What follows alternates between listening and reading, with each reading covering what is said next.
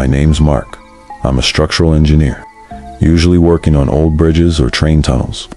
But last fall, I got a job from a historical preservation society to inspect an abandoned lighthouse off the coast of Rhode Island. They wanted to determine if it was salvageable enough to restore as a heritage site, remote place, no dock, no road access, just a lighthouse on a chunk of rock you had to reach by a small ferry. They gave me 4 days. I'd be staying there alone, with a generator for power, a satellite phone in case of emergencies, and enough food and water for the week. It wasn't my first solo site job, so I wasn't too worried.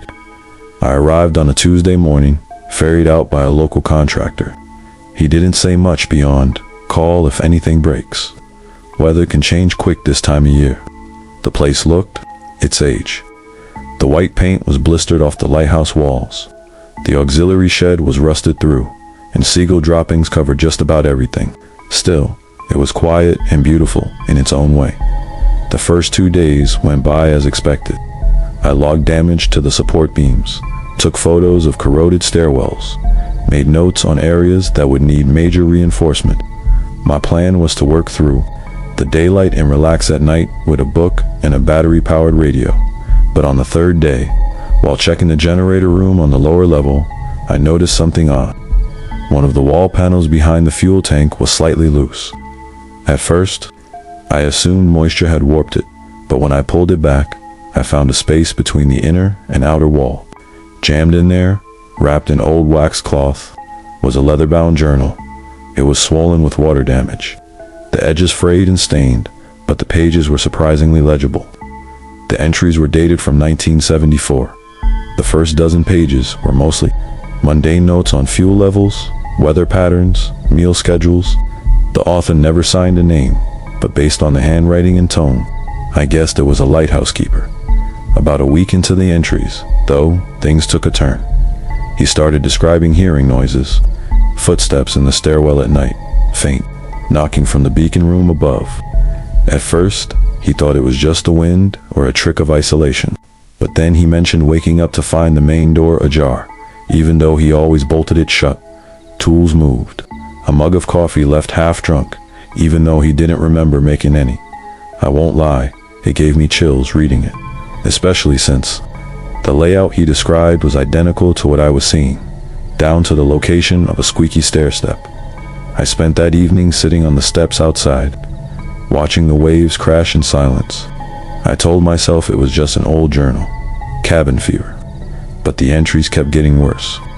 He started writing at odd hours, describing nightmares of someone standing at the foot of his bed. He said the person never moved, never spoke, just stood there dripping wet, watching him. One entry just read, "It doesn't want the light to turn." That line kept playing in my head. That night, I woke up at 3:12 a.m. to a low thud above me, like something heavy being set down. I laid still for a minute, trying to rationalize it. Maybe the wind had shifted some loose equipment. Maybe a bird. I got up and walked slowly up the spiral stairs, flashlight in hand. The beacon room door was shut, but the latch wasn't locked. I opened it carefully, nothing. Just the old beacon mechanism, still intact, though not dust everywhere. But then I noticed something else. The chair by the far window, a metal stool that had been against the wall earlier, was now facing the glass, like someone had been sitting there. I hadn't touched it, and no wind could have moved it that precisely. I didn't sleep much that night. The next morning, I double-checked the logs I had been given by the Preservation Society. Something was off, according to their documents. No official lighthouse keeper had been stationed at this lighthouse after 1969. Automation had been installed, and the building was left unstaffed after that. But the journal I found was dated 1974. I brought it outside into the sunlight to double check. The dates were clear.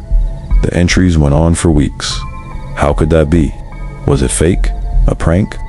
But who would go through that effort in a place nobody visited? On my final night, I decided to do one last walkthrough. I don't know why. Maybe I wanted closure. Maybe I wanted to prove to myself that it was just an old book and some creaky wood. I started from the base and climbed all the way to the beacon room. I stood there, looking out at the sea, trying to ignore the growing unease in my chest. Then I turned around. On the floor, right in the center of the room, was the journal. I had left it in my gear bag downstairs. It was open to the last. Page 1 I hadn't seen before. In the same handwriting as all the others, it read, "He never left." I thought if I kept the light on, he wouldn't come. But it burned out. I didn't mean for it to burn out. Below it, in shaky smeared pen, was a second line. "Don't let the light go dark." I left the next morning. Didn't wait for the preservation team to call me. I radioed the contractor and asked to be picked up early. When he asked why, I just told him the structure was too far gone, unsafe, not worth the cost. I never turned in the journal. I still have it. Some nights I think about burning it. Other nights I find myself reading it again, running my fingers over the pages like they might offer a different ending. The preservation project got scrapped. They cited budget issues, logistical challenges, but I think maybe someone else read the entries, maybe they knew too.